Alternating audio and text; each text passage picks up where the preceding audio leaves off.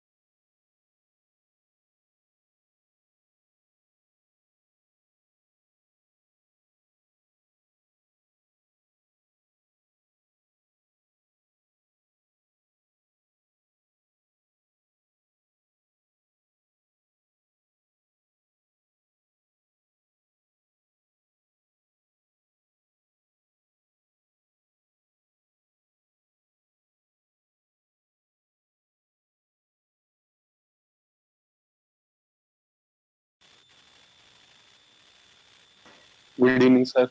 जय हिंद सर। Good evening sir. Sir voice नहीं आ रही आपकी। आवाज नहीं आ रही सर।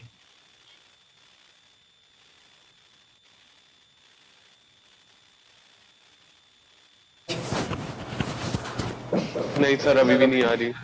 अरे यार आ रही होगी अब तो, मुझे तो दिख रहा है कि कुछ गलती नहीं आ है। रही है सर। आ रही सर। हाँ गुड इवनिंग। गुड इवनिंग, जय हिंद। हाँ भाई आ जाओ जल्दी से, वेक्टर वेक्टर खेलें। Sir evening sir. Good evening बेटा।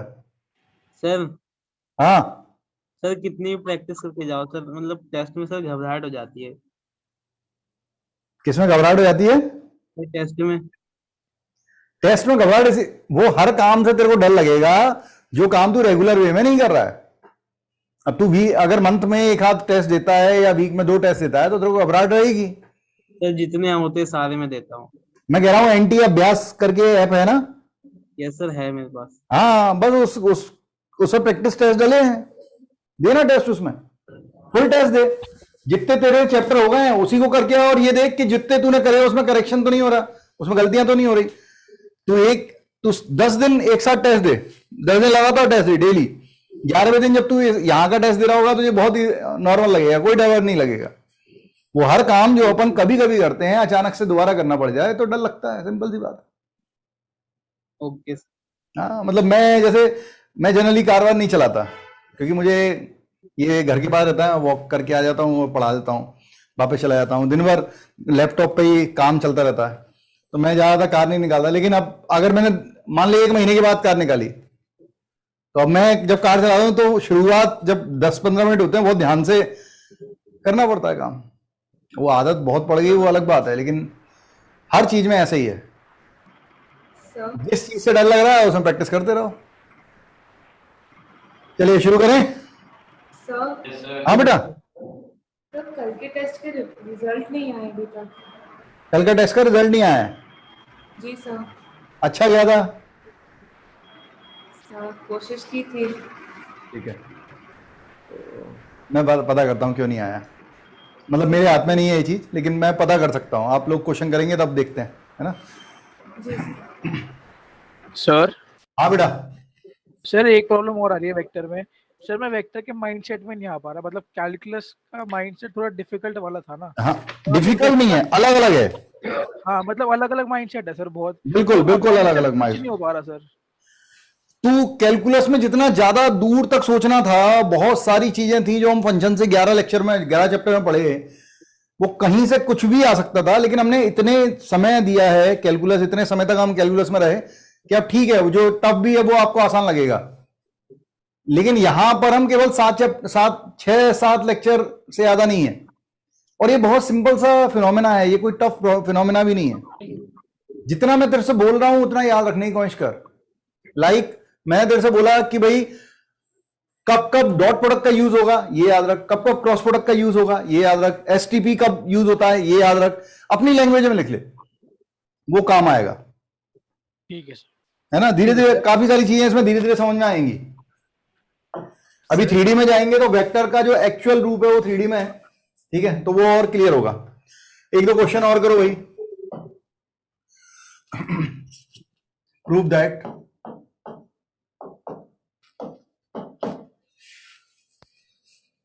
box of I cap vector A vector B of I cap plus box of J cap vector A vector B J cap box of K cap vector A vector B K cap is equal to A cross B.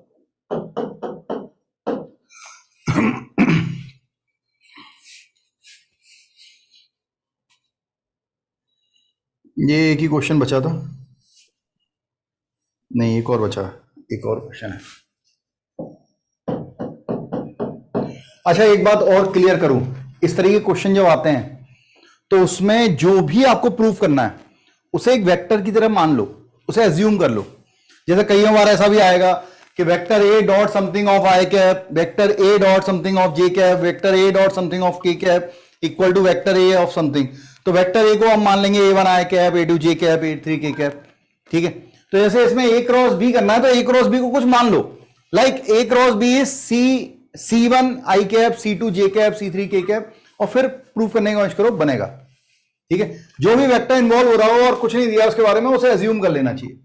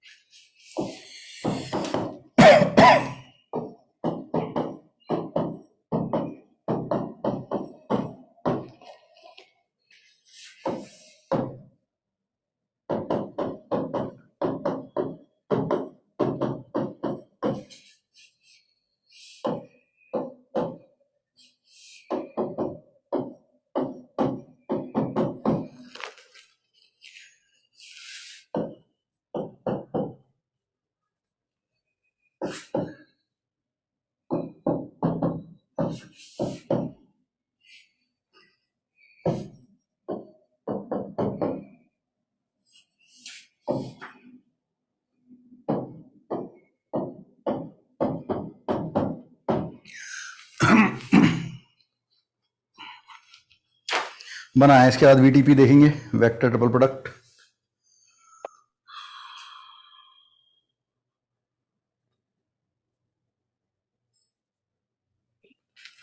Sir इस week आपकी extra class होगी? मुश्किल है, देखते हैं, जरूरत होगी तो करेंगे, नहीं तो सर डाउट्स के लिए डाउट्स की ले लेना, खट्टे होते जा रहे हैं। क्या बोल रहा है? डाउट्स की ले लेना सर, खट्टे होते जा रहे हैं। हाँ, डाउट्स के लिए अपन क्लास लगा सकते हैं ना, डाउट्स के लिए क्लास अभी देखते हैं। मेरी क्लास बहुत फ्लक्चुएट हो रही है, जैसे सुबह फिक्स थी 9:30 बजे होती थी, शाम को फिक्स थी 4 बजे होती थी, उसके हिसाब से शेड्यूलिंग हो जाती थी, और फिर सुबह की अचानक से चेंज हो गई, 1 बजे हो गई, फिर वो 1 से 4, फिर वो उसके हिसाब से शेड्यूलिंग करने लगे, फिर अब 11 बजे हो गई है, इधर शाम की 4 की बजाय 7 बजे। तो कुछ ना कुछ किसी टीचर्स को कहीं ना कहीं कोई ना कोई दिक्कत आ रही होगी। तो फिर ऐसे में क्या है, जैसे मैं क्लास के लिए बोलूंगा, अभी शायद आपकी फिजिक्स की भी क्लास लग रही है ना, शायद एक्स्ट्रा क्लास आपकी लग रही है, 11th वालों की लग रही है? 11 वालों। हाँ 11th वालों की लग रही है, तो देखना पड़ेगा।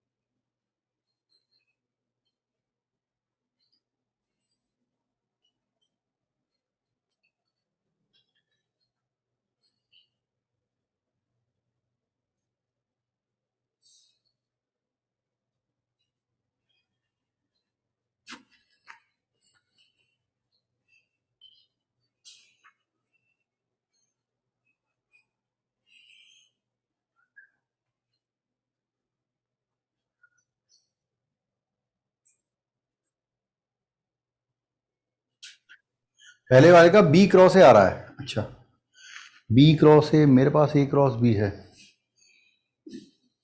देखते हैं।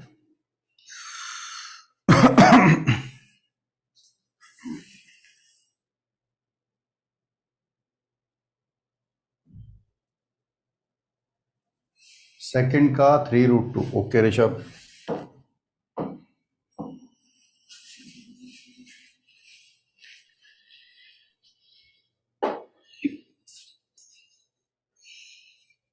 फर्स्ट डन, ठीक है गुंजन, देखते हैं पीयूष।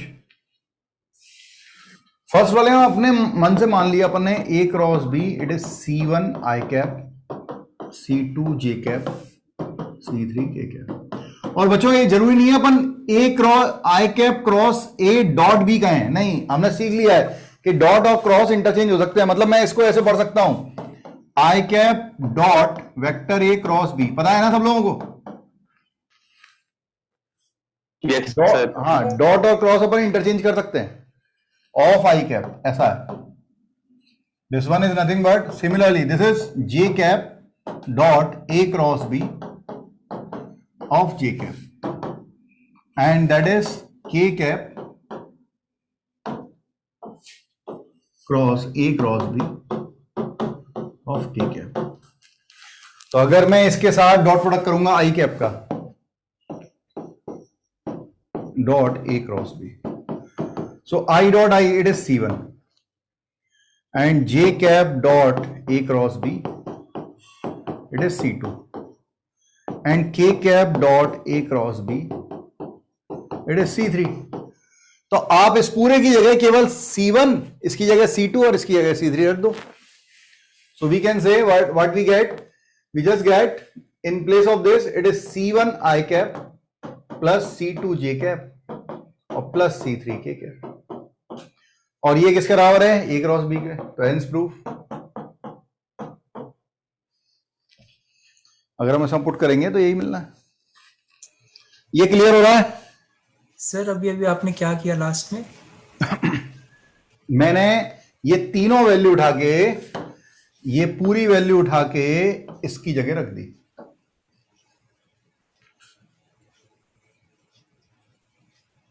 आई cap dot A cross B की जगह मैंने क्या रख दिया? C1, तो C1 आई कैप हो गया।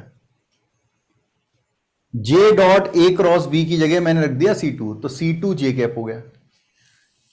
K cap dot A cross B की जगह मैंने रख दिया C3 यहां पे, तो C3 K कैप हो गया। तो C1 I cap, C2 J cap, C3 K cap हो गया, and that is nothing but A cross B. तो हेंस प्रूफ, बस यही करना है। ए क्रॉस बी आ रहा है, ठीक है पीयूष। देन सेकेंड,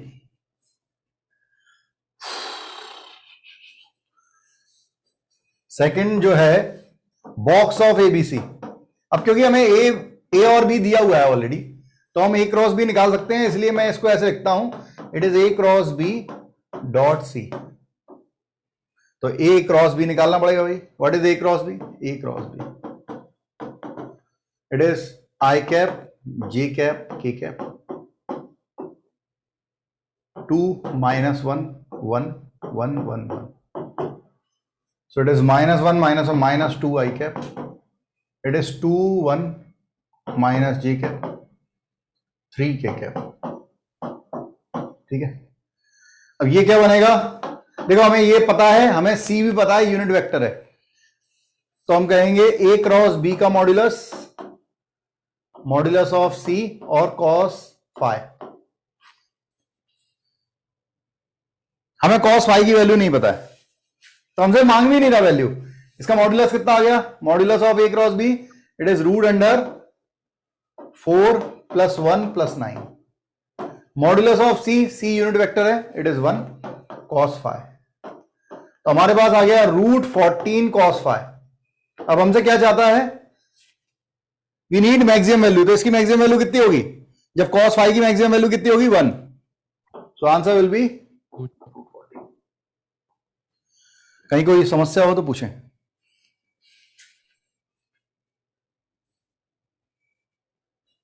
सर मैंने इसको ए डॉट में बी क्रॉस सी करके करा था, तो उसके ए डॉट बी क्रॉस सी, हाँ, तो उसके अंदर जो बी क्रॉस सी है उसमें मैंने ये अज्यूम किया कि जब साइन 90 होगा 1 मतलब, तो उसकी मैक्सिमम वैल्यू लेगा वो, जब दोनों के बीच में एंगल 90 होगा। एक मिनट, तूने कहा ए डॉट बी क्रॉस सी लिया तूने, यस सर। अब क्या करें आगे? सर जो बी क्रॉस सी की मैक्सिमम वैल्यू अटेन होएगी वो mod of B times mod of C होएगी ना? नहीं वो तो ठीक है, अच्छा चल ठीक है, ये मान लेते हैं कि तूने ऐसा सोचा कि मॉड्यूलस ऑफ ए और modulus of B modulus of C sine theta और इन दोनों के बीच में कॉस फाई, ऐसा? Yes sir. एक मिनट बच्चे,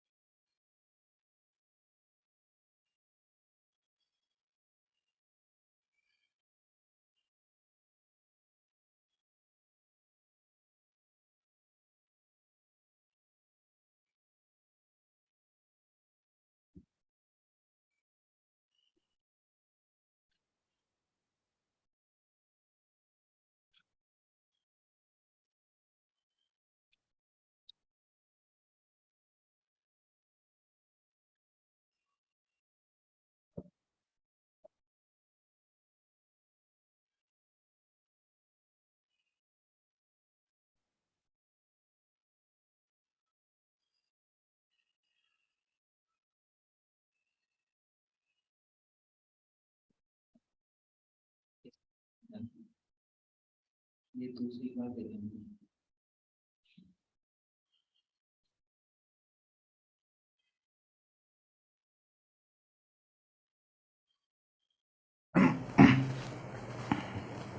हाँ जी बच्चों, अगर अपन ये कर रहे हैं तो ये हो गया रूट 6, ये कर रहे हैं ये √3 और ये हो गया 1। अब sine theta into cos phi, ठीक है। अब बात तो ये सही कह रहा है कि अगर मैं इसका मल्टीप्लाई करूं और ये दोनों 1 हो जाए, है ना? Yes sir. अगर ये दोनों 1 हो जाए तो √18 आ जाएगा, जो कि इससे ज्यादा है। लेकिन बच्चे तब हो पाएगा ना जब ये परपेंडिकुलर हो जाए। हमें तो दिए हुए हैं ना ये पहले से, ये और भी दिए हुए हैं भाई। हमें कॉस फाई जो मिला है, बी क्रॉस सी आपने कहा, हमने साइन थीटा को क्या बोल रहे हैं हम कि साइन थीटा की वैल्यू 1 हो जाए और कॉस फाई की वैल्यू भी 1 हो जाए। एग्री? अच्छा सर, फाई 1 नहीं हो सकता। हाँ वो दिक्कत है ना कि अपन दोनों वो पहले से गिवन है।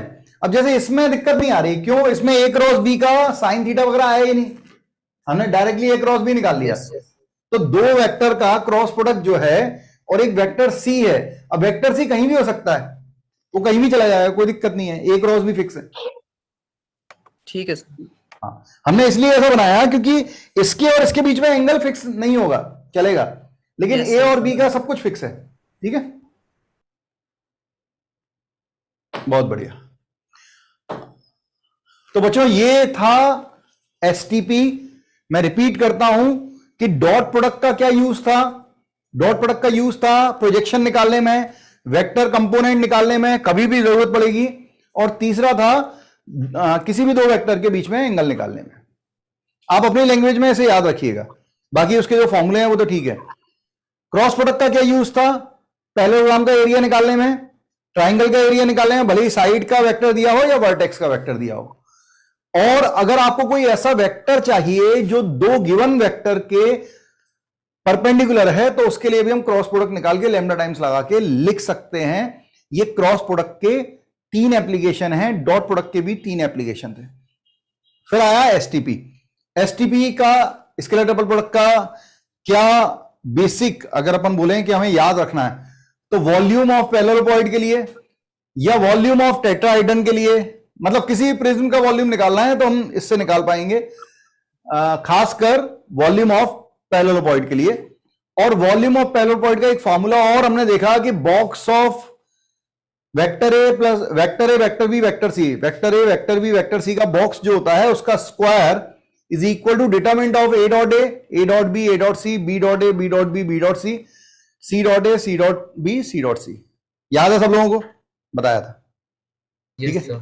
तो बेसिकली वॉल्यूम ऑफ पैरेललोपाइड निकालने के लिए इसका यूज होता है। और दूसरा, अगर तीन वेक्टर कोप्लानर होते हैं, लाइन वेक्टर, तीन लाइन वेक्टर अगर कोप्लानर है तो उनका बॉक्स 0 होता है। इन दोनों चीजों में इसका यूज होगा, बाकी जो इसके प्रॉपर्टीज हैं वो अलग हैं।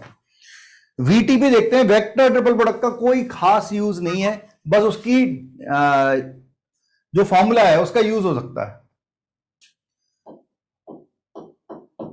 Vector triple product VTP. अब ये एंडिंग वाले केस हैं, इसके बाद में वो वाला केस बताऊंगा आपको कि किसी ज्योमेट्रिकल रिजल्ट को कैसे वेक्टर के थ्रू प्रूफ करते हैं, वो बहुत अच्छी कंसेप्ट है। अभी ये सब फॉर्मूले बेस आ गया, अब ये और इसके बाद एक आएगा रेसिप्रोकल सिस्टम ऑफ वेक्टर, वो दोनों फॉर्मूले बेस हैं, तो फॉर्मूले लगते हैं, कहीं भी ए क्रॉस बी क्रॉस सी लगेगा, वीटीपी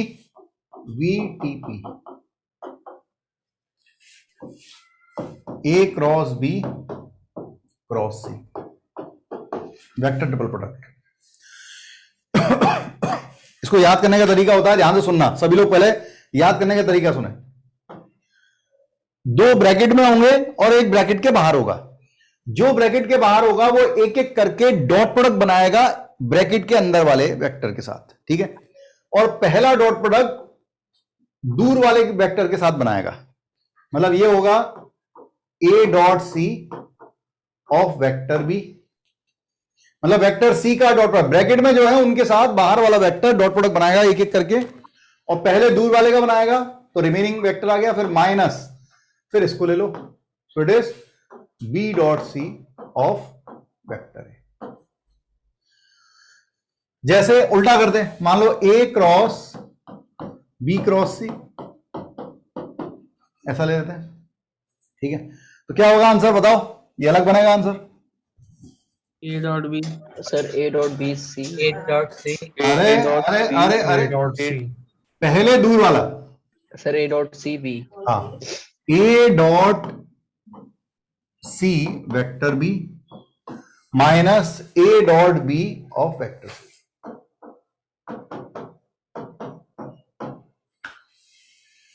ठीक है, चमक रहा होगा। अब ये आया कैसे, तो इसमें ये बोला जाता है कि vector A cross B cross C is coplanar with vector B and vector C। Vector A cross B cross C जो होता है, सॉरी मैंने उल्टा लिख दिया,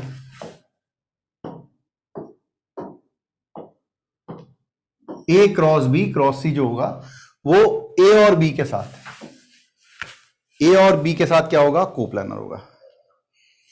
वाई थोड़ा बना के देखें, मान लो ये एक प्लेन फिगर है, सब लोग सुनना मेरी बात, ये प्लेन फिगर है, ये वेक्टर ए था, ये वेक्टर बी था, ये वेक्टर ए था, ये वेक्टर बी था, ठीक है। और एक वेक्टर सी ऐसा जा रहा था, ठीक है, समझ पाएंगे, एक थोड़ा ऐसे बाहर को जा रहा है एक वेक्टर सी, ठीक है।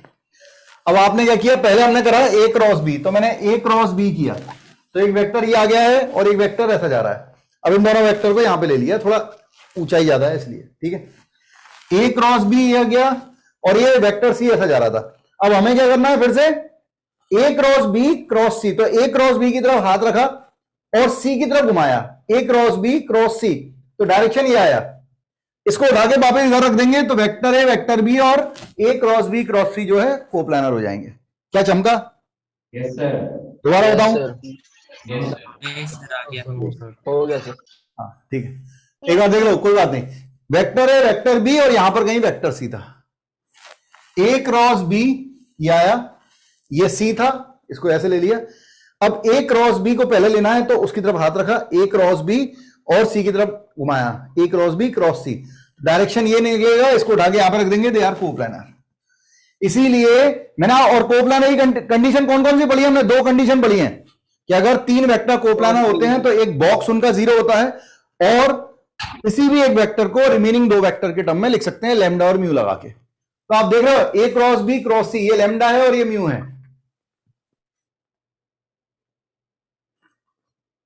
Yes sir. ठीक है, लैम्डा और म्यू कांस्टेंट स्केलर क्वांटिटी होगी। तो अब अगर आप प्रूफ करना चाहें तो हम प्रूफ भी कर सकते हैं। कैसे प्रूफ करेंगे? ए क्रॉस बी क्रॉस सी, इस कंसेप्ट का यूज करके हम प्रूफ करेंगे। इस कंसेप्ट का यूज करके इक्वल टू हम लिखेंगे lambda times of vector A plus mu times of vector B. ठीक है, lambda times of vector A mu times of vector B, because they are coplanar with A and B.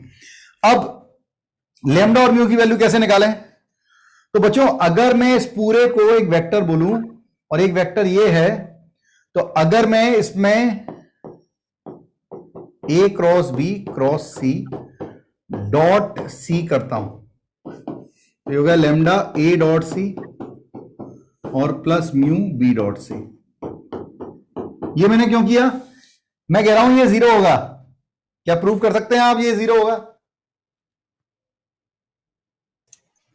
ये सी के perpendicular sir वो होगा। सी के perpendicular है इसकी वजह हाँ, से। ऐसा भी बोल सकते हैं अपन। ये भी कह सकते हैं कि अगर मैं इसको एक वेक्टर मान लूं तो ये लिखा है ए क्रॉस बी डॉट सी, ये बॉक्स है यस सर। है ना? This cross this dot this. ठीक है, और जब 2 वेक्टर सी आ गए तो वो 0 होगा, तो ये 0 हो गया। तो lambda A dot C plus mu times of B dot C. तो किसी एक को उधर ले जाओ तो lambda B dot C equal to minus lambda A dot C. अब हम यहां पे क्या कर लेंगे? इसको कुछ अज्यूम कर लेंगे। ये डेरिवेशन जरूरी नहीं है, बस फॉर्मूला याद रखना। तो mu upon A dot C equal to lambda upon minus B dot C, और इक्वल टू कुछ मान लो, एम मान लेते हैं।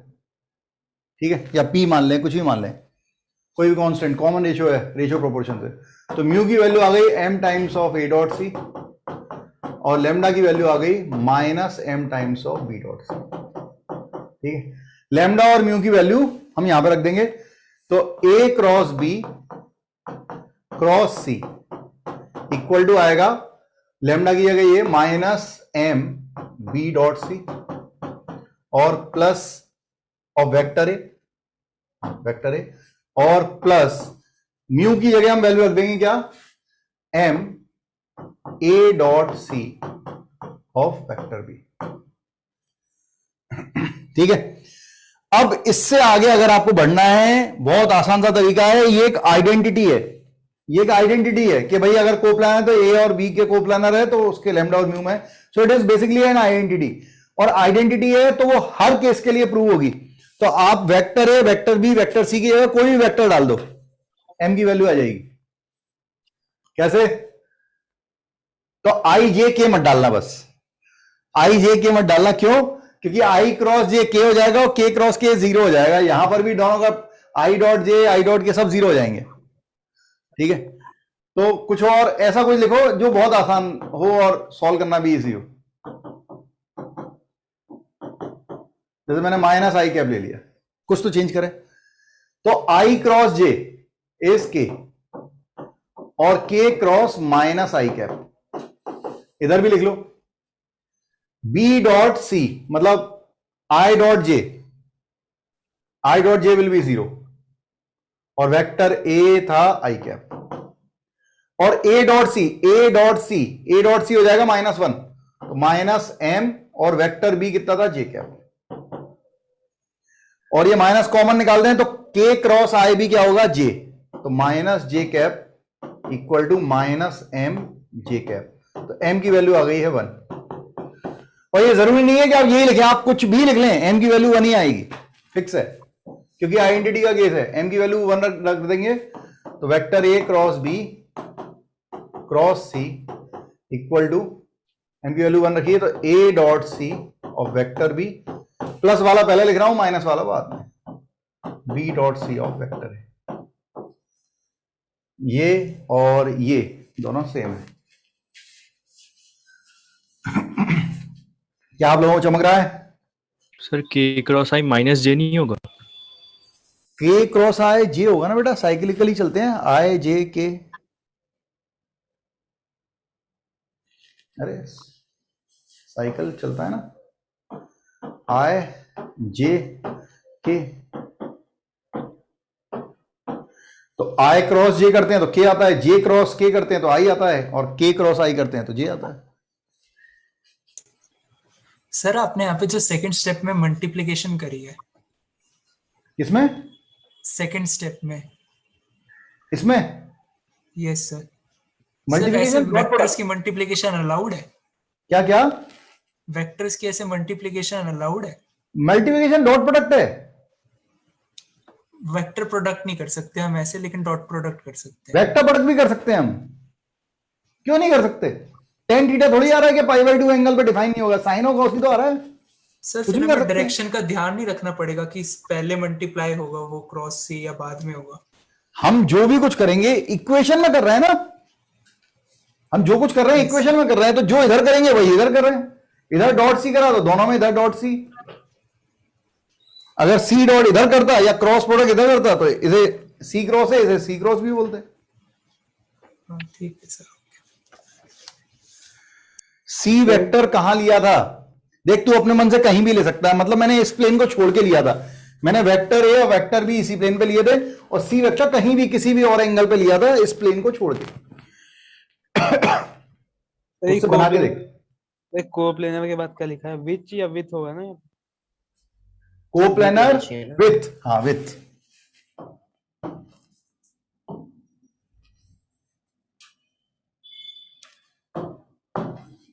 Coplanar with vector A and vector B.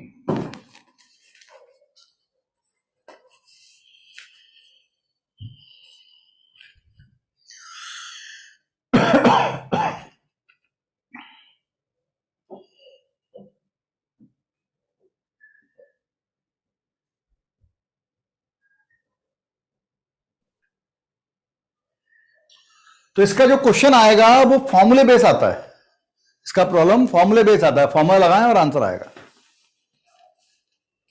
इसमें कुछ भी जैसे लॉजिकली अपन कर रहे थे वॉल्यूम ऑफ पैरेललोपॉइड या दो वेक्टर के बीच का एंगल कुछ नहीं आता, केवल फॉर्मूले बेस क्वेश्चन आता है।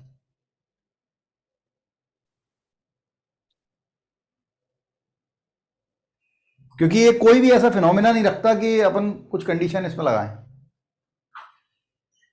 ठीक है, लिख लिया हो तो बताइएगा, आगे बढ़ेंगे। हो गया सर।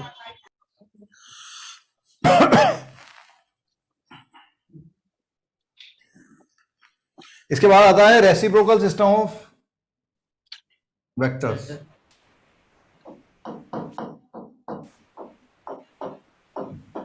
सर हाँ सर एक सेकंड पीछे करो। अच्छा,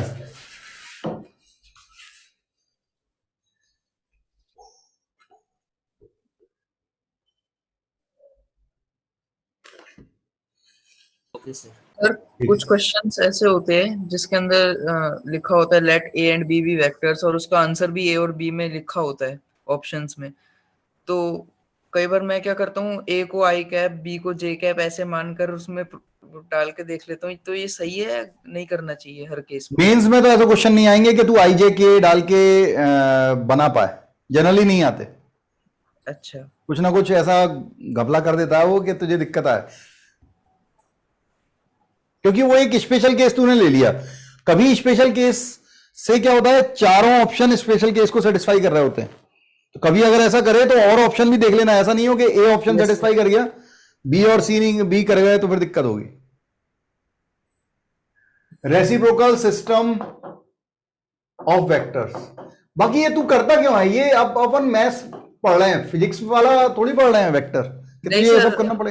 हर क्वेश्चन में नहीं, जैसे कल का टेस्ट दिया था तो उसमें एक दो क्वेश्चन ऐसे थे जिसके अंदर ए और बी लिख रखा था और ए और बी की टर्म्स में ही आंसर था उसमें। ओके, अगर वो यूनिवर्सल इक्वेशन है तो फिर कर सकते हैं, उससे आ गया होगा। हाँ सर, एक ही क्वेश्चन में हुआ था बस। अच्छा, एक ही क्वेश्चन में हुआ, बाकी क्वेश्चन तो डॉट प्रोडक्ट वगैरह के आए होंगे ना, dot Yes, product sir. Yes sir. वो तो बने थे ना। Yes sir. क्या इंद्रापुरम में क्या बोला, बोलते बोलते रुक गया, बना क्या नहीं बना? हाँ बना था सर। बना था, अच्छा ठीक है।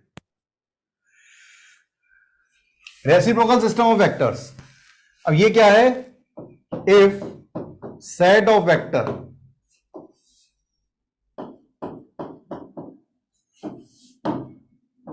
Vector A, vector B, vector C are non coplanar or we can say independent, then there exists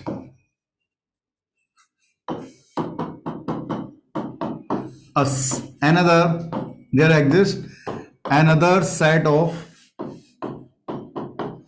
vectors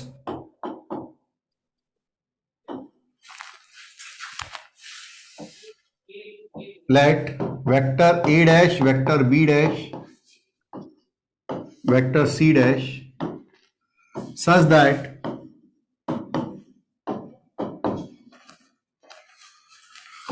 a dot a dash equal to b dot b dash equal to c dot c dash equal to 1, then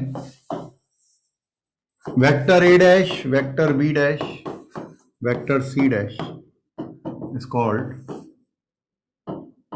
reciprocal system of vector.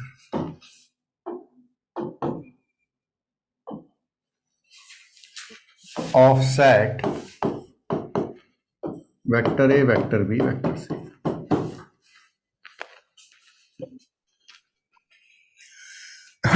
तुमने पढ़ा है ना additive inverse और multiplicative inverse, पढ़ा है कि नहीं?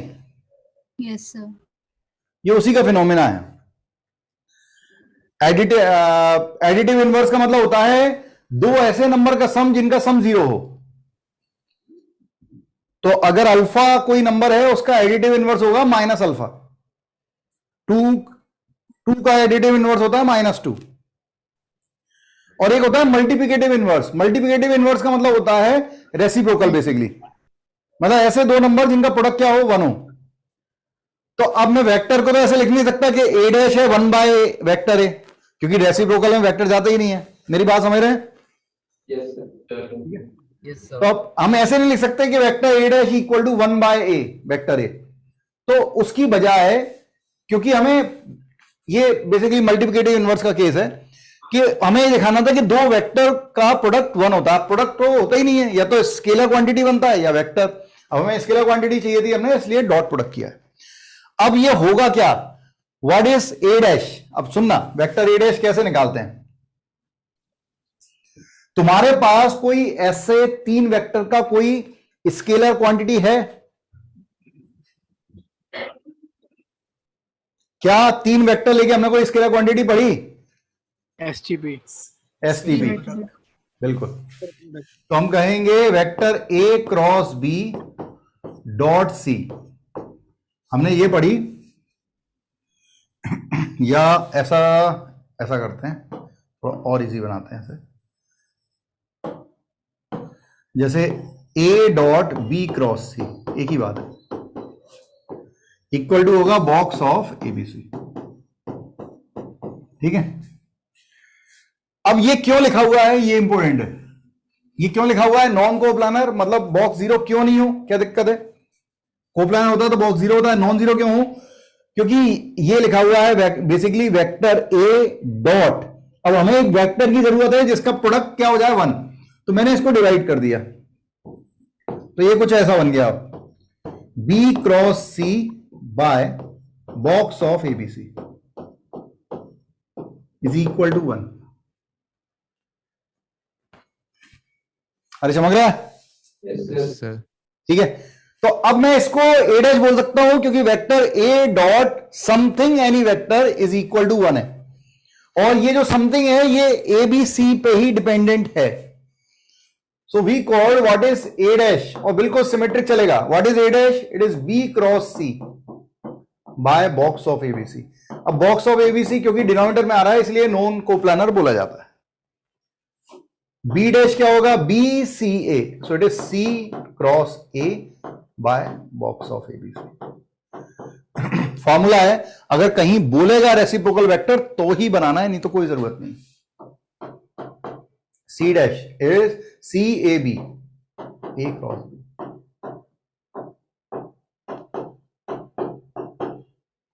This is reciprocal vector of A B and C. ठीक है, प्लीज लिख लें, काम का है सब।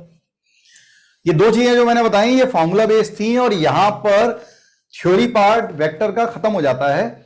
लेकिन जैसा कि मैंने आपसे बोला था, हम किसी भी ज्योमेट्रिकल रिजल्ट को, कोऑर्डिनेट ज्योमेट्री आपने पढ़ी हुई है, ज्योमेट्रिकल रिजल्ट को वेक्टर से प्रूफ कैसे करते हैं, ये थोड़ा कॉम्प्लिकेटेड पार्ट है, अपन आज समझते हैं पूरा। हाँ, कोई कुछ कह रहा है?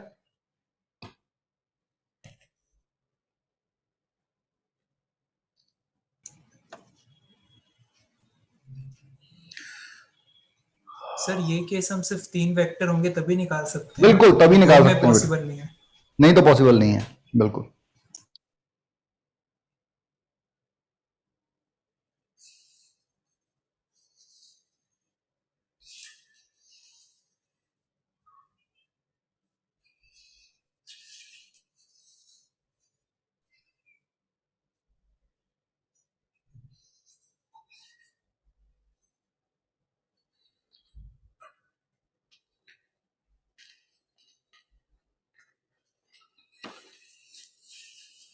और आप कई बार इंडिपेंडेंट और डिपेंडेंट बार बार वर्ड देखोगे, 2 वेक्टर के लिए, 3 के लिए, 4 के लिए।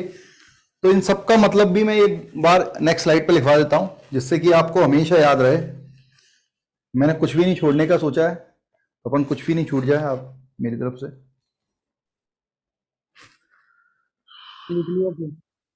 ठीक है, देख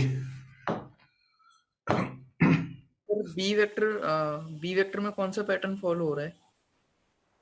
किसमें? बी वेक्टर में, बी डैश में, पिछली स्लाइड पे। A B C, B C A, C A B, B C A. Yes sir. Cyclic चल रहा है ना, देख तो किसी भी एक डायरेक्शन में ले ले, ए बी सी। तो अगर वेक्टर बी डैश ले रहे हैं तो सी और ए आ रहा है, वेक्टर सी डैश लेगा तो ए और बी आएगा, ए डैश लेगा तो बी और सी आएगा, वैसे चल रहा है। Okay sir. हाँ जी, तो एक और बात बता देता हूं, फिर अपन आगे बढ़ेंगे। ठीक है, लीनियर डेफिनेशन में हाँ, जैसे फॉर टू वेक्टर्स,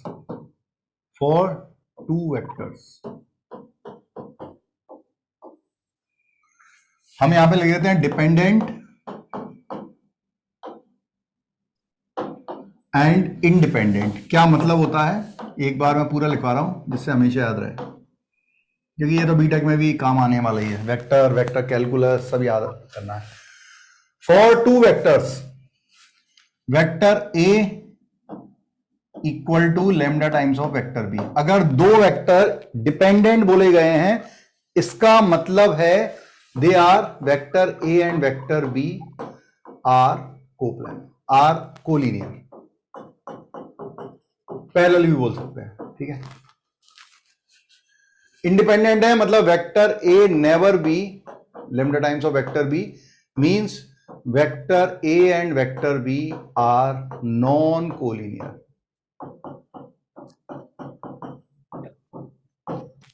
ठीक है, for two vector, for three vectors, अगर 3 वेक्टर्स के लिए बात करेंगे तो vector A equal to lambda times of vector B plus mu times of vector C. मतलब एक वेक्टर को, किसी भी एक वेक्टर को बाकी दोनों वेक्टर के टर्म में ट्रायंगुलर लॉ से हमने लिखना सीखा था। It means vector A, vector B, vector C अगर 3 वेक्टर डिपेंडेंट बोले जा रहे हैं मतलब वो क्या है, आर कोप्लेनर। और अगर 3 वेक्टर को इंडिपेंडेंट बोलेगा सो it is non coplanar. Non coplanar.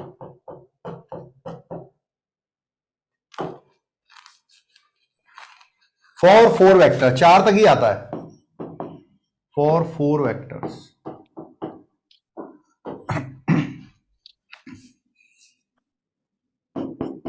they are always dependent।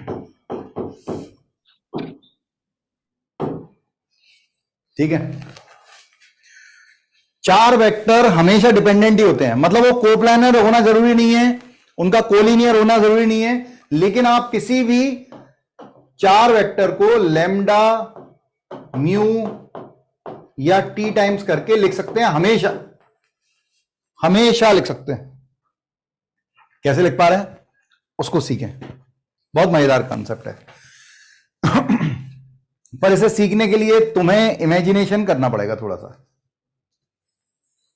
देखो मान लो वेक्टर ए, मैं इससे भी बता रहा हूं आपको, रूम में फिर रूम के हिसाब से बताऊंगा, ठीक है। ये वेक्टर ए था, ये वेक्टर बी था, और ये दोनों सेम प्लेन में थे, ठीक है, they are on same plane. Vector A vector B एक ही प्लेन में थे, और वेक्टर सी किसी और प्लेन में कहीं और से आ रहा था। ये वेक्टर सी, ठीक है, ये वेक्टर सी है।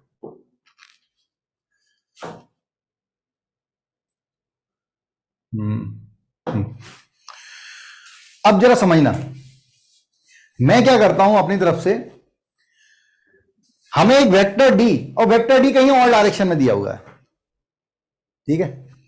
अब इसमें बताना मुश्किल है, तुम ऐसे समझो कोई भी एक कोना पकड़ लो, मैंने एक कोना पकड़ लिया, ठीक है, मैंने एक कोना पकड़ा एक रूम का, मुझे ये कोना जैसे दिख रहा है मैं उस हिसाब से बनाता हूं, तो मैं जल्दी आराम से समझा पाऊंगा उस चीज। ये सब सीखने की चीज है भाई, जेई एडवांस के लिए है ये कंसेप्ट, जेई एडवांस का है, मेंस में तो नहीं पूछा जाता कहीं।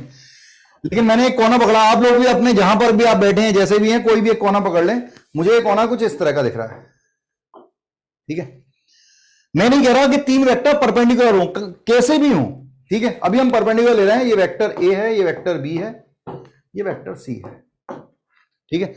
अब वेक्टर डी कहीं भी जा रहा है, वेक्टर डी ऐसा कहीं भी वेक्टर डी था जो इसके कोई भी कोप्लानर वगैरह नहीं था, वेक्टर डी कहीं भी जा रहा था।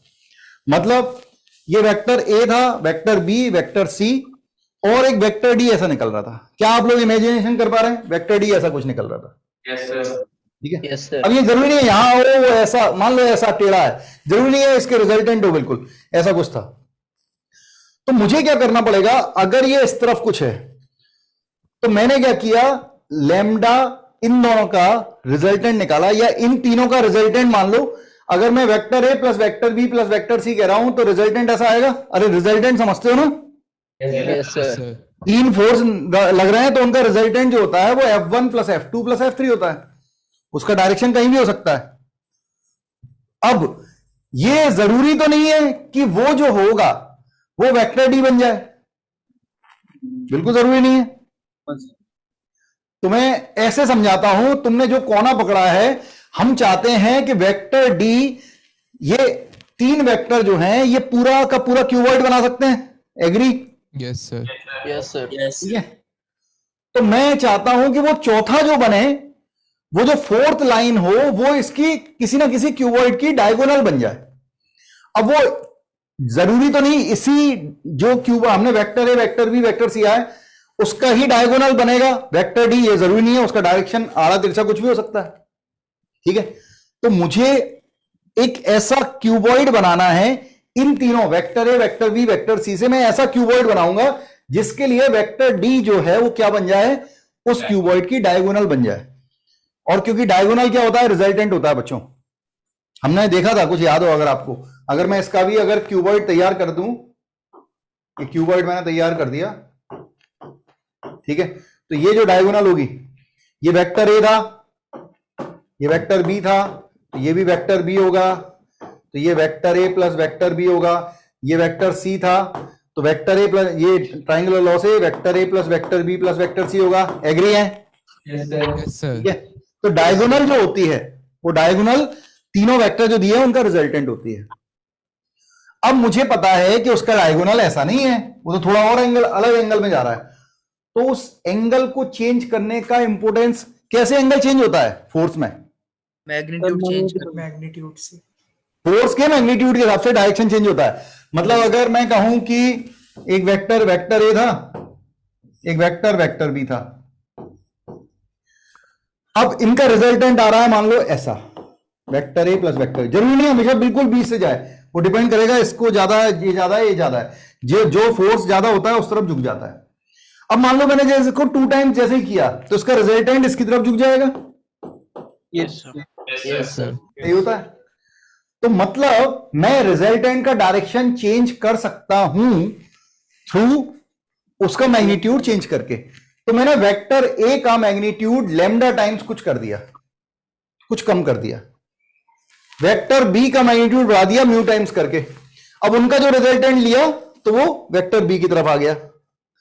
फिर T times of vector C कर दिया, इसका मैग्नीट्यूड थोड़ा कम कर दिया, तो जो रिजल्टेंट आया, इन तीनों का जो रिजल्टेंट आएगा वो किसके पैरेलल आ जाएगा? वेक्टर डी के। तो हम कह पाएंगे vector D will be lambda times of vector A mu times of vector B T times of, मतलब वेक्टर डी उस पर्टिकुलर क्यूबॉइड के लिए क्या बन जाएगा? डायगोनल बन जाएगा। कुछ सेंस आ रहा है? Yes sir. Yes sir. किसी को दिक्कत है? नो सर अब मान लेते हैं ये अगर आपको समझ में आई है तो मैं तुमसे एक सवाल करता हूं।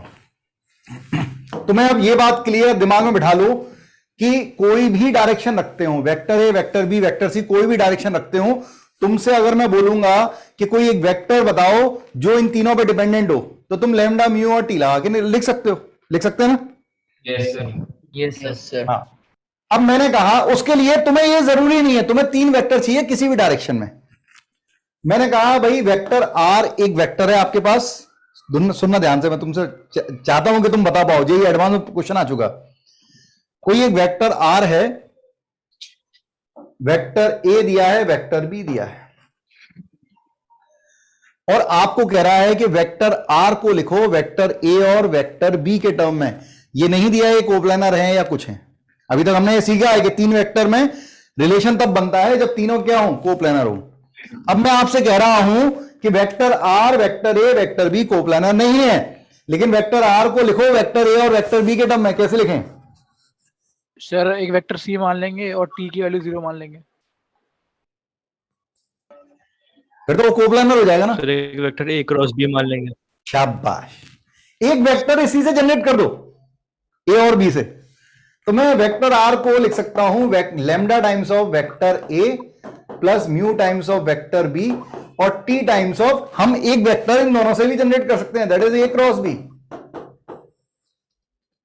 Now this is vector R. ऐसा जेई एडवांस में 4-5 बार यूज किया गया है 20 सालों में। चलिए रिपीट करना। क्या रिपीट करूं? देख, ये vector A vector B vector C ये फ्री वेक्टर थे, किसी भी डायरेक्शन में हो सकते थे, ठीक है। इनसे कोई पैरेललोपॉइड, हमें इनसे कोई पैरेललोपॉइड बनाना था, क्यूबॉइड भी नहीं, पैरेललोपॉइड बनाना था, क्योंकि जरूरी 90 डिग्री पे हूं। पैरेललोपॉइड बनाना था जिसका रिजल्टेंट, जिसका डायगोनल वेक्टर डी होता है। तो हमने उसे लैम्डा म्यू करके इस तरह से उसका डायरेक्शन में लाए कि वेक्टर डी के डायरेक्शन में वो बन गया, ठीक है। तो अगर मेरे पास 2 ही वेक्टर दिए हैं और तीसरा वेक्टर अगर मिल जाए तो मैं वेक्टर आर को उनके टर्म में लिख सकता हूं। तो तीसरे वेक्टर के लिए मेरे पास कोई वेक्टर ही नहीं है, तो मुझे कोई भी एक वेक्टर बनाना है जो किसी भी डायरेक्शन में हो। तो एक वेक्टर ए था, एक वेक्टर बी था, 2 वेक्टर हमेशा सेम प्लेन में होते हैं, उसे क्रॉस प्रोडक्ट करके एक और वेक्टर बना दिया और मेरे पास 3 वेक्टर हैं, वेक्टर ए वेक्टर बी और वेक्टर ए क्रॉस बी। तो उनके रिजल्टेंट हो जाएगा vector R through lambda mu और टी। समझ रहा है? Yes, sir. इसे लिख लें, दे ऑल आर इंपोर्टेंट, ठीक है। आराम से तसल्ली से लिख लें, कोई जल्दी नहीं है। सर बट हम ये कैसे कहते हैं कि जो आर होगा वो ए बी और ए क्रॉस बी तीनों का रिजल्टेंट आएगा? आर के बारे में कुछ तो दिया नहीं है, आर कुछ भी हो सकता है। Yes sir. ठीक है, तो मैं लेमडा ए बी और ए क्रॉस बी को इस तरह से मैग्नीट्यूड में कम ज्यादा कर रहा हूं जिससे कि वो रिजल्टेंट जो है वो इन पे डिपेंडेंट हो जाए, ठीक है सर। है ना।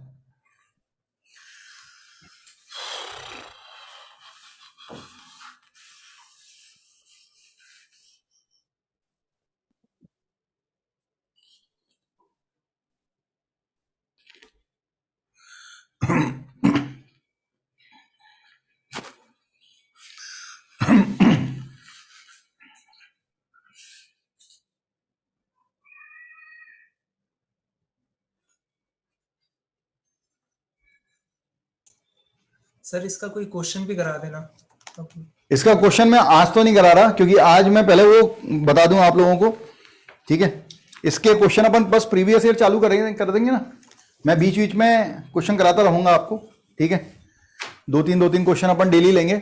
मैं जब भी अपन क्लास शुरू करा करेंगे पहले 2 क्वेश्चन वेक्टर के लगाया करेंगे इस साल के, ठीक है। इस साल बहुत सारे क्वेश्चन हुए हैं तो फिर 3D स्टार्ट किया करेंगे, चलेगा ना। प्रैक्टिस भी होती रहे, तुम्हें भी समझ हो जाएगा 3D स्टार्ट। हाँ 3D स्टार्ट हो जाएगा नेक्स्ट लेक्चर में, बिल्कुल हो जाएगा।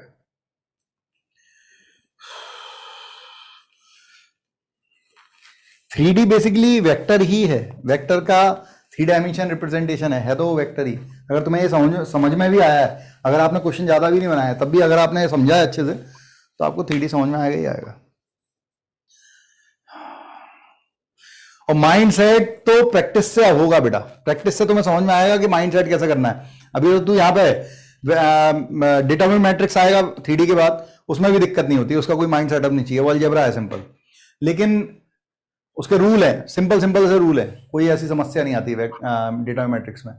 लेकिन जब अपन आएंगे पीएनसी प्रोबेबिलिटी है तो उसका अलग माइंड सेटअप है। उसका क्वेश्चन, जैसे आप मुझे कुछ भी क्वेश्चन दोगे ना, मेरी इसमें बहुत फ्लुएंसी है, ठीक है, क्योंकि वेक्टर, मैंने वेक्टर कैलकुलस पढ़ा है, मैंने बीटेक किया, वेक्टर कैलकुलस पढ़ा, तो ये सब मुझे, मेरे लिए बहुत नॉर्मल सी बात है कि वेक्टर कभी भी कैलकुलस में, कैलकुलस कभी भी वेक्टर में। तो आप कैलकुलस के क्वेश्चन के बीच में वेक्टर का क्वेश्चन दोगे तो मुझे दिक्कत नहीं। लेकिन पीएनसी प्रोबेबिलिटी जनरली यूज ही नहीं होती कहीं। शुरू में बस सॉफ्टवेयर जब बनते हैं, कैलकुलेटर का सॉफ्टवेयर बनवाते हैं, ठीक है, C++ में बनाया जाता था तो पीएनसी लगता था, नहीं तो पीएनसी प्रोबेबिलिटी कहीं लगा ही नहीं। बस मैंने उससे ये सीख लिया कि प्रेडिक्शन कैसे करते हैं बस। तो जब भी तुम बीच में उसका क्वेश्चन डाल दोगे ना, तो मुझे एक माइंड सेटअप चाहिए। ऐसा नहीं कि मेरे से नहीं बनना, मेरा दिमाग सब चीजों से हट जाएगा। उस चीज को मैं 2-3 बार पढ़ूंगा, क्योंकि जरा से चेंजेस से, लैंग्वेज में जरा सा चेंजेस से पीएनसी प्रोबेबिलिटी का क्वेश्चन चेंज हो जाता है। प्रोबेबिलिटी तो फिर भी तुम्हारे कोर्स में अच्छा है तुम्हारा समय, ये तुम्हारे कोर्स में कॉम्बिनेटरिक बेस नहीं है, फॉर्मूले बेस प्रोबेबिलिटी है। लिख लिया, चलो आगे बढ़ते हैं। हाँ भाई, अब जरा समझे जो मैं कहना चाह रहा हूं। जो सवाल मुझसे पूछा गया कि सर ये बता दें कि जो लीनियर का कंसेप्ट है वो कैसे अपन प्रूफ करते हैं, तो मैं सभी लोगों को ज्योमेट्रिकल रिजल्ट को लिखना बता रहा हूं, ठीक है। एक ज्योमेट्रिकल रिजल्ट होता है कि आपको वेक्टर दिए होंगे और उससे निकालना है, एक वो होता है। एक वो होता है कि ज्योमेट्री का कोई रिजल्ट था और आपको उसे वेक्टर से प्रूफ करना है। तो उसका जो फिनोमेना है वो समझा रहा हूं, आगे सब क्वेश्चन बनेंगे जो भी तुम्हारे रुक रहे होंगे, ठीक है।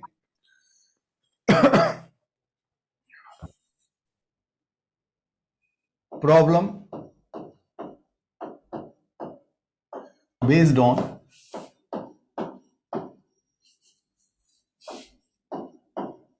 Geometrical result,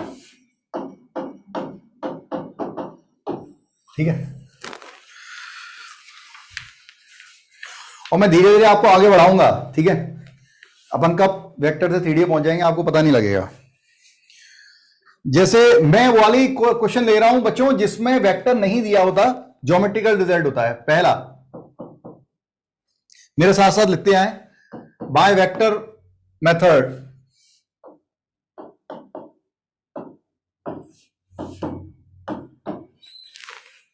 prove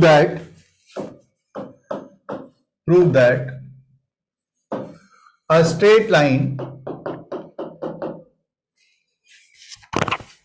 joining the midpoint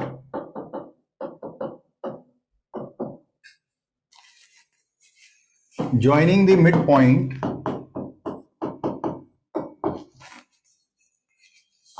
of two non-parallel sides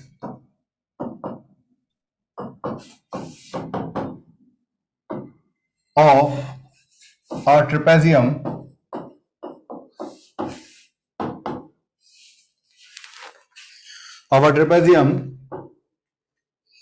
is parallel to their parallel side and half of their sum.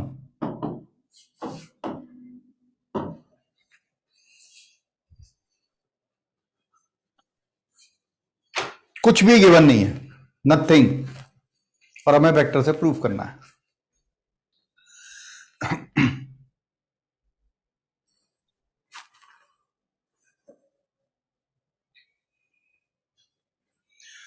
Agra centre में बच्चे ऐसे क्यों बैठा है बेटा?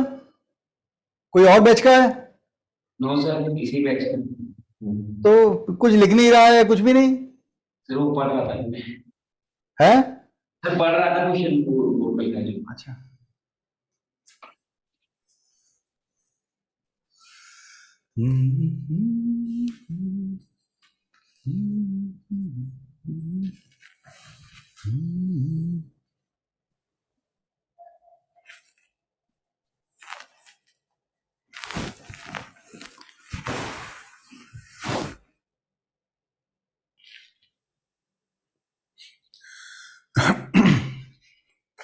देखो शुरू कैसे करेंगे।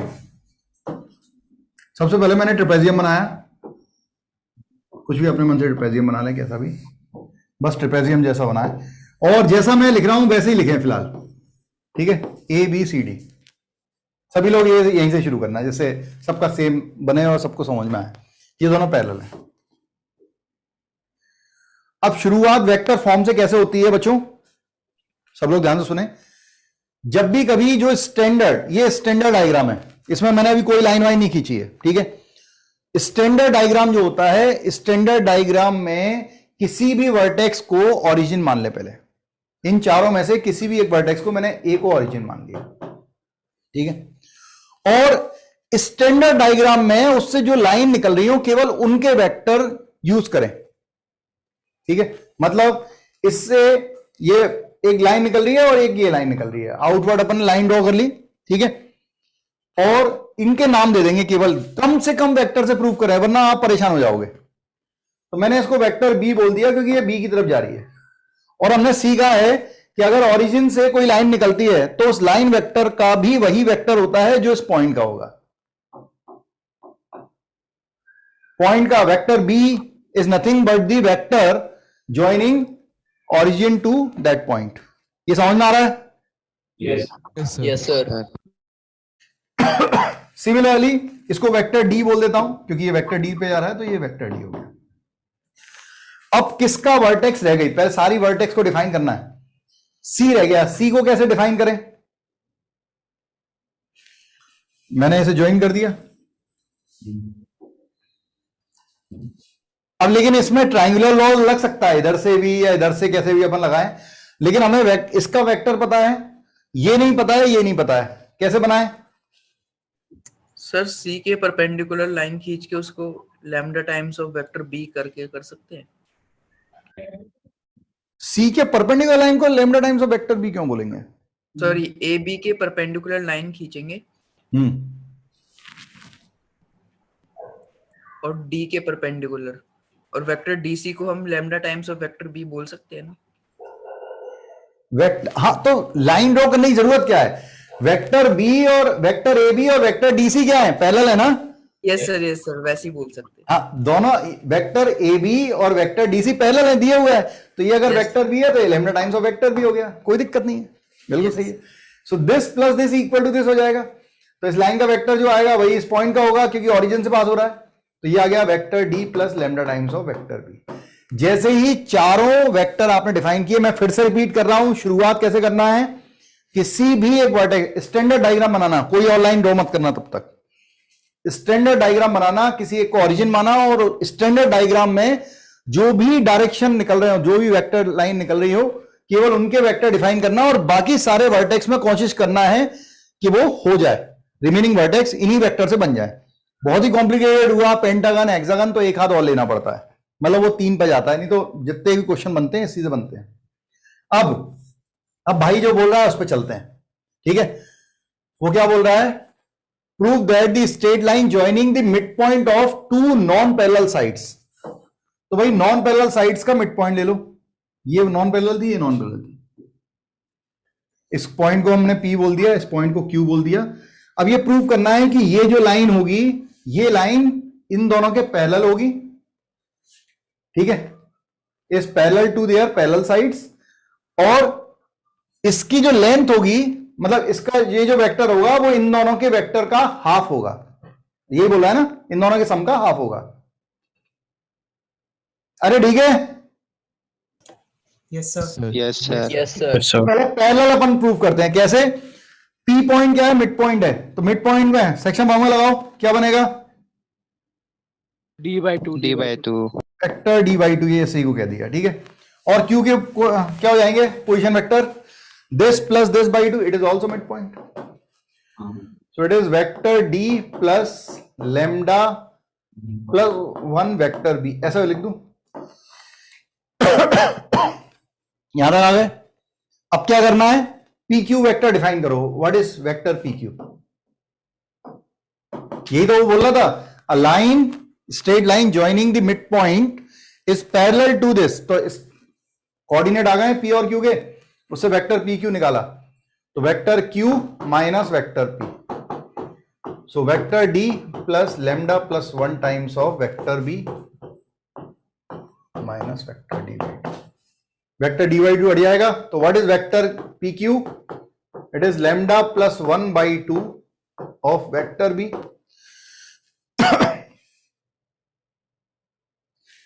अब इसको, ये भी कांस्टेंट टर्म है, इसको ऐसे लिखते हैं mu times of vector B। तो hence proof yes sir. PQ, अरे वेक्टर B के पैरेलल कौन सा वेक्टर होगा? Mu times of vector B भी क्या होगा? कोलिनियर होंगे या पैरेलल होंगे, एक ही बात है। और वेक्टर PQ जो है वो कैसे आएगा? इसका अगर प्रोडक्ट कर देते हैं तो ये क्या बन रहा है? Vector B plus lambda vector B/2। तो हमने प्रूफ किया कि वेक्टर PQ, क्योंकि mu times of vector B आ रहा है, तो ये पैरेलल होगा, और ये भी प्रूव हो रहा है ये हाफ है क्या? इन दोनों के सम का।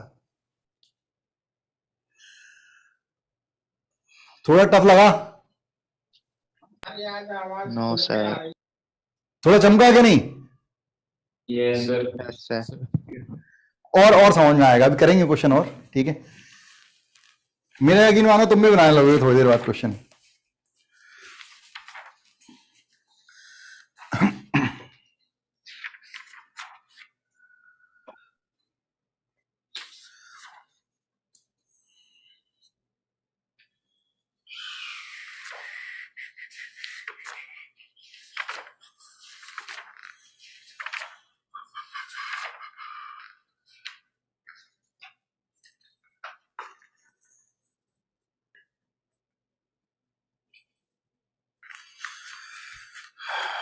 मेरे पास एक और प्रूफ है इसका, उसके बाद हम vector equation of straight line पढ़ेंगे अगर टाइम रहा तो। Vector equation of straight line और रिमेनिंग जेईई एडवांस के 2 क्वेश्चन कराऊंगा इसी के थ्रू, इसी कंसेप्ट के थ्रू, और आप बना पाएंगे, और सॉलिड वाले क्वेश्चन है।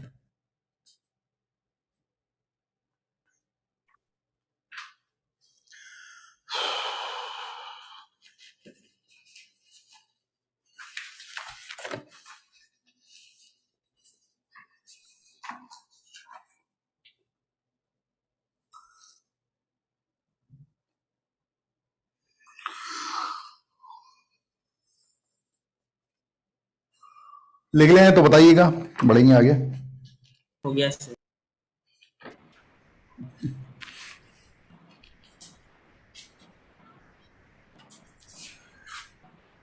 मैं आगे बढ़ा रहा हूं, है ना? Yes sir. देख, एक और result. by vector method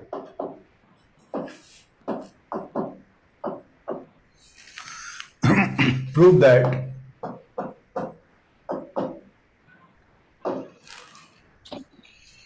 four diagonals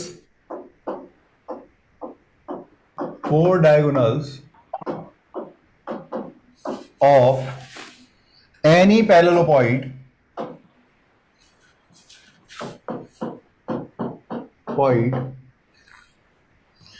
and the line joining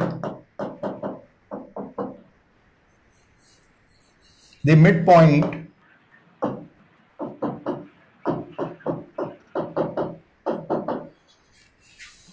of each pair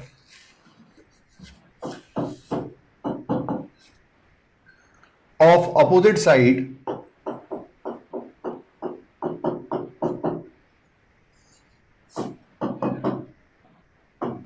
are concurrent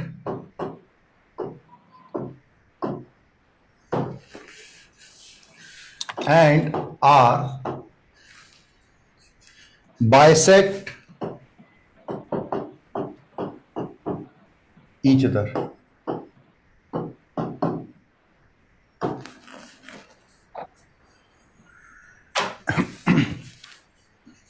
सबसे पहले पैरेललोपॉइड बनाओ, फिर पूरा अच्छे से पढ़ना, फिर बात करेंगे.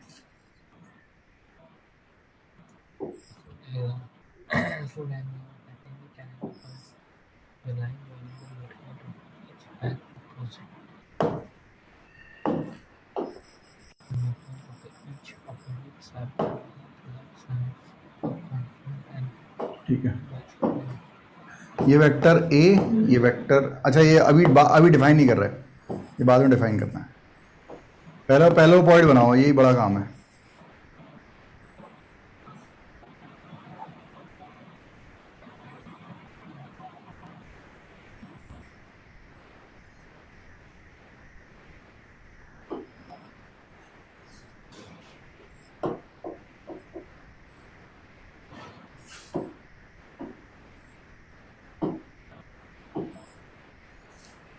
ऐसा कुछ बन रहा होगा.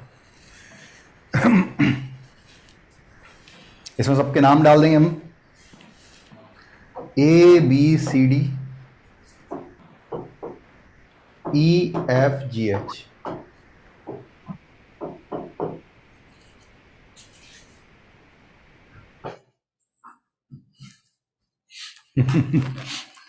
कई लोगों को बहुत समस्या आती है बनाने में.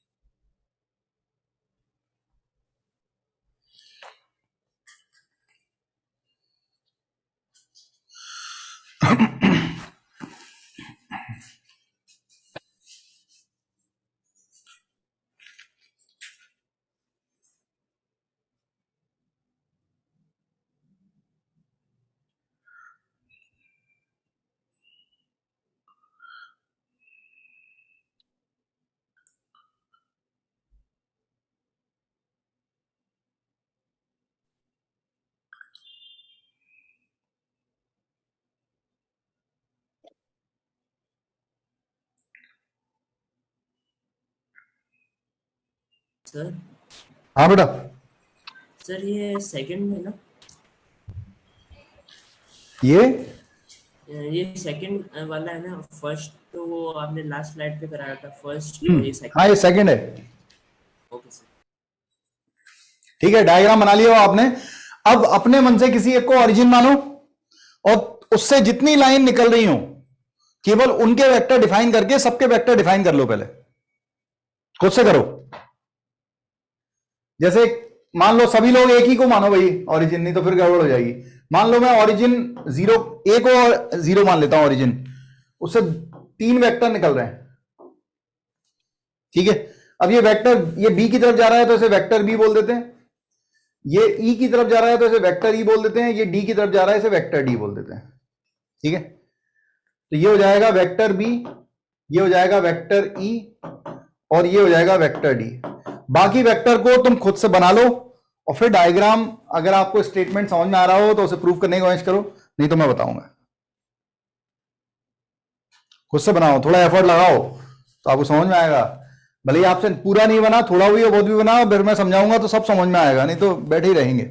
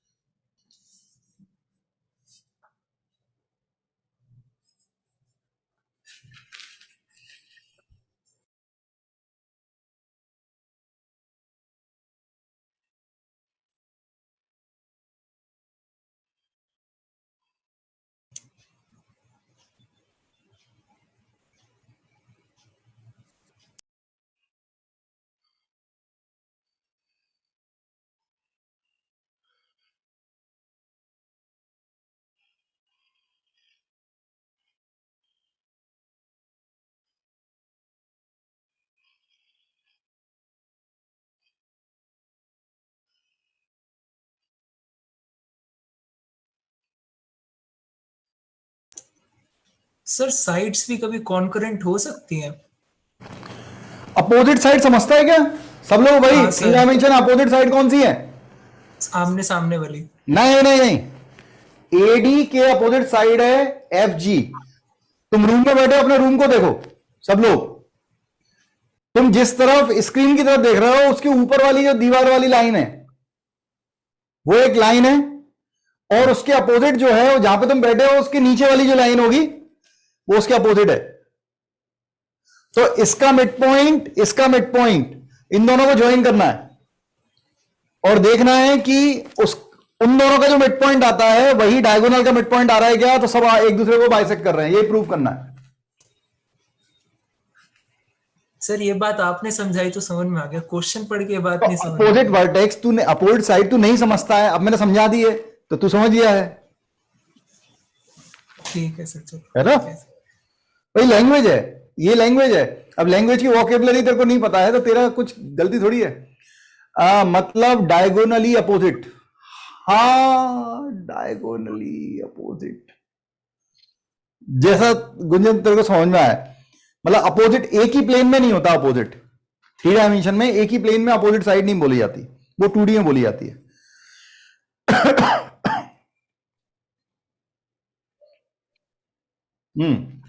सबकी भाई वर्टेक्स सबके डिफाइन हो गए क्या?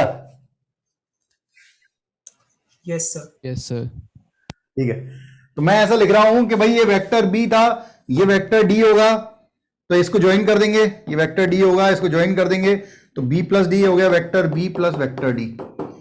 मैं अभी इसको हटा दूंगा वापस, जिससे कंफ्यूजन ना हो, बहुत सारा कंफ्यूजन होने वाला है अभी। ठीक है, ऐसे ही ये इधर जा रहा है, ये क्या है, ये वेक्टर ई है, तो vector B plus vector e, इसको ज्वाइन करते तो ये आया था, इसको इधर से ज्वाइन करते तो this plus this equal to this होता, और ओरिजिन से ज्वाइन करके जो लाइन बनेगी उसका वेक्टर वही होगा जो इस लाइन का है। तो this plus this equal to this, so it is vector B plus vector e. और तुम इतना सब नहीं करो, तुम ऐसे देख लो कि दो वेक्टर से जो वेक्टर बन रहा है, मतलब इन दोनों के अपोजिट जो था वो आ गया। ठीक है, इन दोनों के अपोजिट जो था वो इन दोनों से आ गया, इन दोनों के अपोजिट ये वाला है, ये आ जाएगा, ये कितना आ जाएगा, ये वेक्टर बी, ये वेक्टर ई, तो ये हो जाएगा vector b d plus vector ई।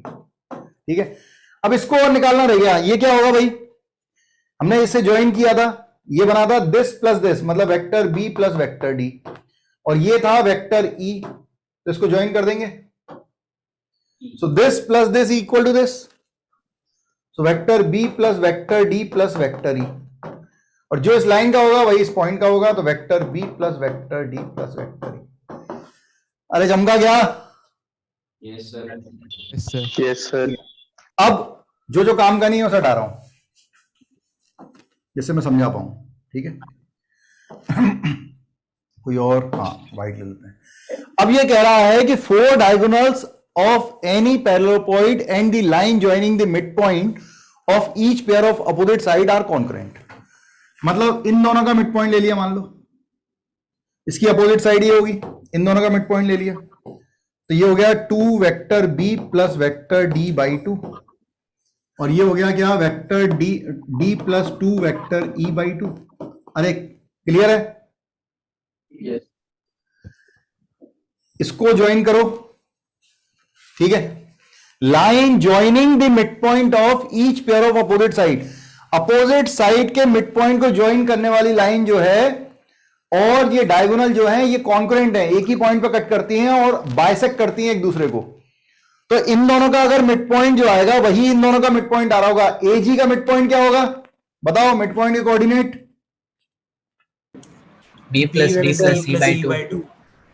देखो, this plus this plus this plus 0 divide by 2, तो मतलब vector B plus vector D plus vector e by 2, ये डायगोनल का मिड पॉइंट आया। अब इन दोनों का मिड पॉइंट निकालो, तो vector D plus 2 vector e by 2 plus 2 vector B plus vector d by 2 whole upon 2 कितना आ रहा है? एलसीएम ले लेंगे, ये डिवाइड बाय 4 आ गया, 2 बार बी आ रहा है, 2 बार डी आ गया, 2 बार ई आ गया, सिंप्लीफाई कर लेंगे तो B plus D plus E by 2, they both are same. अगर ये दोनों सेम है इसका मतलब they are concurrent and bisect each other. अच्छा चलो, ये तो रिजल्ट था, तुम्हें शुरुआत करनी आई? Yes sir. Yes, sir. Yes, sir. कम से कम आप शुरुआत करना सीखें कि किसी को भी वेक्टर फॉर्म में बदलने का तरीका क्या है। नेक्स्ट लेक्चर में हम पहले, भले ही नेक्स्ट लेक्चर हमारा जाएगा, काफी कुछ जाएगा, वो जाएगा, सब काम की चीजें हैं, ठीक है। जो मैं पढ़ाऊंगा वो एडवांस लेवल के क्वेश्चन आए हैं उस पर, तो हम लोग स्ट्रेट लाइन की वेक्टर फॉर्म देखेंगे और फिर उसका यूज और इसके यूज से, जो मैंने आज सिखाया उसके यूज से ज्योमेट्रिकल रिजल्ट पे प्रूफ करते हैं। प्रूफ भी नहीं करते, ऑब्जेक्टिव प्रॉब्लम आते हैं जेईई एडवांस में, ठीक है। और ऐसे प्रॉब्लम आपको अपने मॉड्यूल में मिल जाएंगे आपको, और आपको डीपीपी में भी मिल जाएंगे क्वेश्चन ज्योमेट्रिकल। आज क्या जो आपने आज कंसेप्ट कराया उसके 2-3 क्वेश्चन आप छोड़ दोगे स्लाइड में? जो मैंने कराया उसके 2-3 क्वेश्चन तेरे को डीपीपी में मिल जाएंगे। डीपीपी में है क्वेश्चन, क्योंकि डीपीपी मैंने प्रूफ की थी, प्रूफ रीड, तो उसमें पूरी एक थोड़ा सा इसमें केस बचा है बेटा, मैं डाल तो दूंगा लेकिन तेरे से प्रूफ तभी होगा जब तू स्ट्रेट लाइन की इक्वेशन वेक्टर फॉर्म पढ़ लेगा। अच्छा तो हाँ, मतलब तेरे पास पूरा स्टफ होगा कि उसके बाद तेरा दिमाग नहीं चल रहा होगा तो ही क्वेश्चन नहीं बनेगा। मतलब हम कुछ उसमें एडअप नहीं करेंगे फिर कुछ और। मेरी बात समझ रहा है? Yes sir. हाँ, अभी मैं कुछ भी क्वेश्चन दूंगा उसमें कुछ भी ना कुछ अगर एडअप करने को रह गया तो तुझे ऐसा लगेगा कि सर इसलिए मुझसे नहीं बन रहा था, आपने बताया नहीं था। वो नहीं होना चाहिए, ठीक है? ठीक है सर। तो बच्चों, अच्छा लिख रहा होगा कोई? लिख रहा हो? हाँ लिख लिया सर। ठीक है, ठीक है, तो मिलते हैं अपन नेक्स्ट लेक्चर में। Yes, sir. Thank you very much sir. Sir एक बार वो मार्क्स कब देख लीजिएगा, आपने बोला था। हाँ, मैं अभी बेटा बात कर लूंगा। मैंने अभी बीच में थैंक यू सर। आया था तो, लेकिन जिसका फोन आया था वो उस डिपार्टमेंट में नहीं है, इसलिए मैं प्ले नहीं कर पाया। सर एक चीज पूछनी थी। हाँ सर, जैसे जब हम डिफरेंशियल इक्वेशंस बनाते हैं, हाँ, तो फिर अगर जैसे हमें जब बना रहे तो हमें अगर 3 पैरामीटर गिवन है और तो मतलब कि हम उसको 3 बार करते हैं डिफरेंशिएट। अगर हाँ। मेरा अगर 2 बार डिफरेंशिएट करके आंसर आ रहा है, इसका मतलब है तूने गलती से उसे 3 मान लिया, वो 2 ही हैं। अच्छा तूने गलत रीड कर लिया उसे, वो 2 में ही हो रहा होगा। अच्छा ठीक है है सर। ना? ठीक है, ठीक है बच्चों, थैंक यू, बाय बाय, जय हिंद, thank you sir. Bye sir, thank you sir. Bye बच्चों, thank you sir. Thank you. Welcome.